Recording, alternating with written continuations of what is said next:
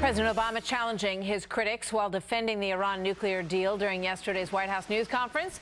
Watch what happens when Major Garrett of CBS asks him this question.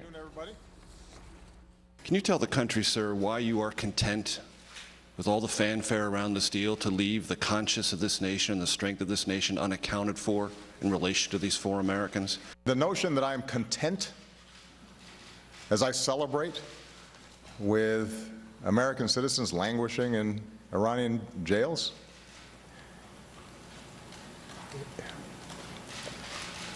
Major, that's nonsense.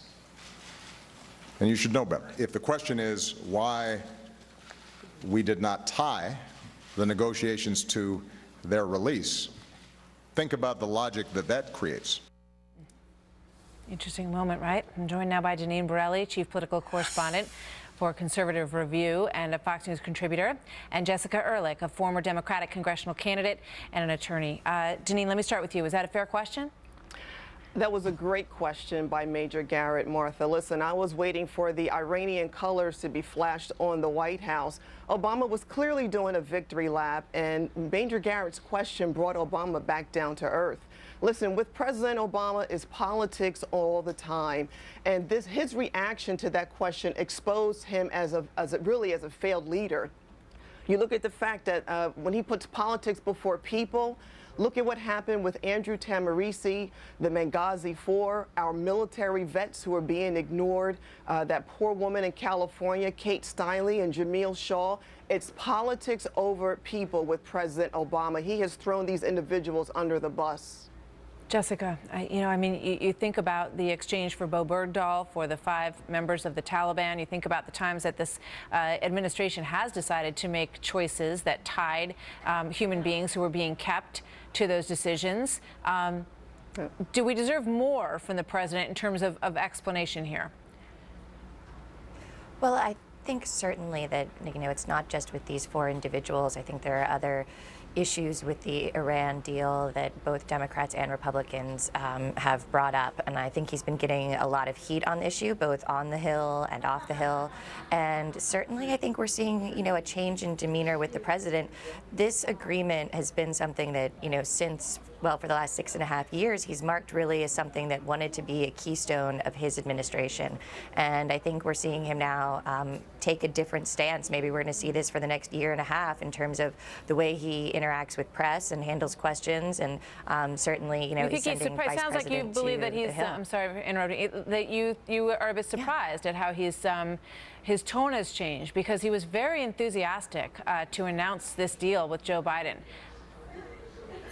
Yeah, I am a little surprised, and I think he may be a little surprised by some of the pushback that he's been getting within the party as well. And I think that sort of has changed his demeanor, because, whether you agree with him on this agreement or not, he definitely believes, wholeheartedly in it, and that this is something that has to be done. So he's really pushing for it in a way that we haven't seen. I mean, even with the health care, I don't think he took this sort of aggressive stance that he has on this agreement. Yeah, well, another thing, Martha, Obama doesn't like to be challenged in any way, shape, or form. And thank goodness Major Garrett did ask that question yesterday. And you can tell by Obama's face, his reaction. He didn't like that one bit. And I tweeted a picture of his reaction.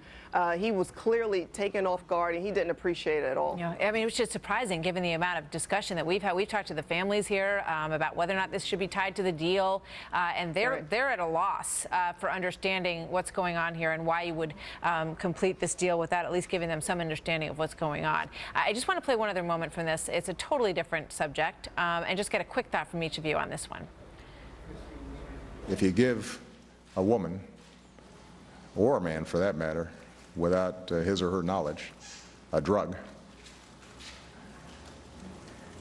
and then have sex with that person without consent, that's rape.